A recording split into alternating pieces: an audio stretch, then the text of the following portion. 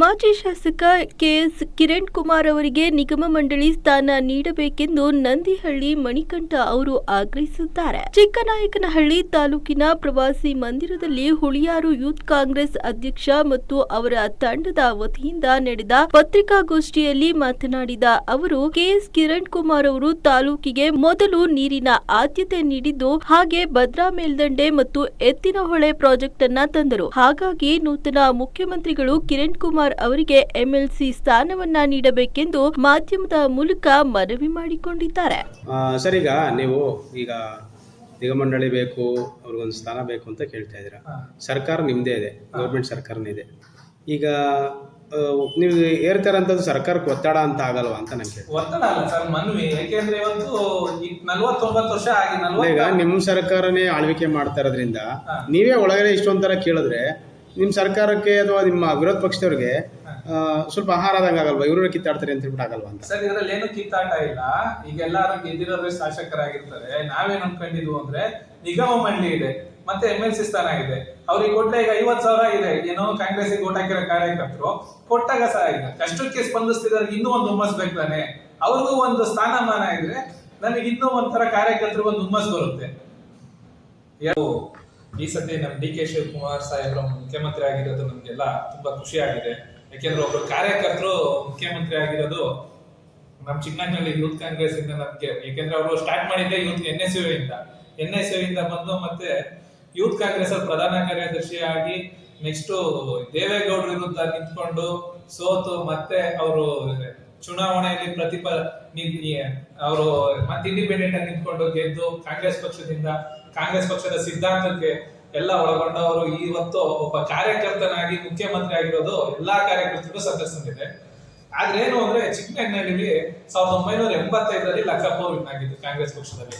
ಆಮೇಲೆ ಚಿಕ್ಕನಾಯಕನಹಳ್ಳಿಲಿ ಏನಾಗ್ಬಿಟ್ಟಿತ್ತು ಅಂದ್ರೆ 2 ಕ್ಷೇತ್ರ ಆಗಿತ್ತು. ಚಿನಾಲಿ ಒಂದು ಕ್ಷೇತ್ರ ಬರೋದು, ಒಂದು ನೆಕ್ಸ್ಟ್ ಕಳ್ಳಮೇಳ ಅಂತ ಒಂದು ಕ್ಷೇತ್ರ, ಅರ್ಧ ಕಳ್ಳಮೇಳಕ್ಕೆ ಹೋಗಿತ್ತು. ಒಂದು ಸಚಿವ ಇದು MLC ಸ್ಥಾನ ಮತ್ತೆ ನಿಗಮ ಮಂಡಳಿ ಕೊಡ್ತಾರೆ ಅನ್ನೋದು ಎಲ್ರಿಗೂ ಒಂದು ಅಭಿಲಾಷೆ ಇದೆ.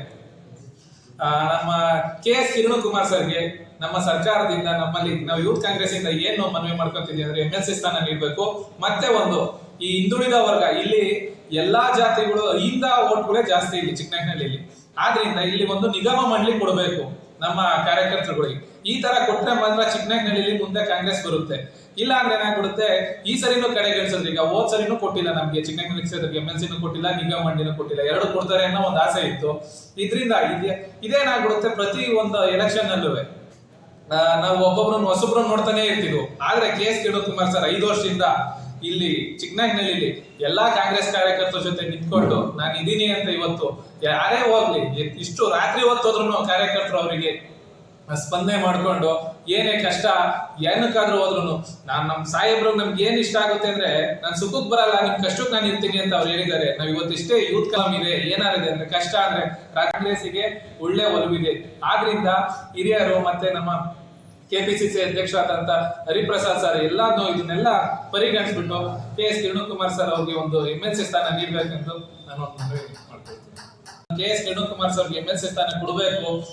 ಇವತ್ತು ನಾವೇನು ಒಂದು ಪ್ರೆಸ್ ಮೀಟ್ ಅಲ್ಲಿ ಆಗ್ರಹಿಸ್ತಿದೀವಿ. ನೆಕ್ಸ್ಟ್ ಮುಂದೆ ಬುಧವಾರ ಅಥವಾ ಗುರುವಾರ ಯೂತ್ ಕಾಂಗ್ರೆಸ್ ಮತ್ತೆ ಯೂತ್ ಕಾಂಗ್ರೆಸ್ ಇಂದ ನಮ್ದೇನೀಗ ತಾಲೂಕು ಯೂತ್ ಕಾಂಗ್ರೆಸ್ ಕಮಿಟಿಯಿಂದ ಒಂದು ಚಿಕ್ಕನಾಯಕನಹಳ್ಳಿ ತಾಲೂಕಲ್ಲಿ ಪಂಜಿನ ಮೆರವಣಿಗೆ ಮಾಡ್ಬೇಕು ಅಂತ ಎಲ್ಲರೂ ಡಿಸೈಡ್ ಮಾಡಿದೀವಿ.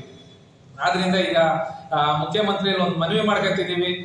ನಮ್ದೇನು ಇಲ್ಲ, ನೀವು ಹಿಂದುಳಿದ ಕ್ಷೇತ್ರ ಅಂದ್ರೆ ಚಿಕ್ಕನಾಯಕನಹಳ್ಳಿ ಆಗಿದೆ. ಇಲ್ಲಿ ಯಾಕೆಂದ್ರೆ ಕಾಂಗ್ರೆಸ್ ಕಾರ್ಯಕರ್ತರುಗಳಿಗೆ ಪ್ರತಿ ಒಂದು ಎಲೆಕ್ಷನ್ ಈಗ ಸಂತೋಷ್ ಅಣ್ಣ ಇರ್ಬೋದು, ಅದಾದ್ಮೇಲೆ ಜಯಚಂದ್ರ ಇವ್ರು ಬಂದ್ರು, ಯಾರು ಕಿರಣ್ ಕುಮಾರ್ ಸರ್ ಬಂದ್ರು. ಅದರಿಂದ ಇದ್ದಿದ್ದು ಸತೀಶ್ ಶಾಸ್ತ್ರಿ ಅವರು. ಇದೇ ತರ ಪ್ರತಿಯೊಬ್ರು ಬರೋರು ಹೋಗೋರು, ಯಾರು ಪರ್ಮನೆಂಟ್ ಆಗಿ ಇರ್ತಿರ್ಲಿಲ್ಲ.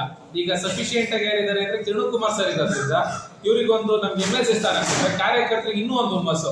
ಈ ಸರಿ ಏನ್ 50,000 ಸಮಥಿಂಗ್ ಓಡ್ತಾಂಡಿದೀವಿ, ಕಾರ್ಯಕರ್ತರು ಕಾಂಗ್ರೆಸ್ ಅಲ್ಲಿ ಇದೀವಿ. ನೆಕ್ಸ್ಟ್ ಏನಾಗುತ್ತೆ, ಅದು ಇನ್ನೂ ಡಬಲ್ ಆಗುತ್ತೆ. ಯಾಕೆಂದ್ರೆ ಇವತ್ತು MP ಎಲೆಕ್ಷನ್ ಅಲ್ಲಿ ನೋಡಿರ್ಬೋದು, ಇಡೀ ಇದ್ರಲ್ಲಿ ನಮ್ಮ ಡಿಸ್ಟಿಕ್ ಅಲ್ಲಿ ಜಾಸ್ತಿ ಕಡಿಮೆ ಹಂತದಲ್ಲಿ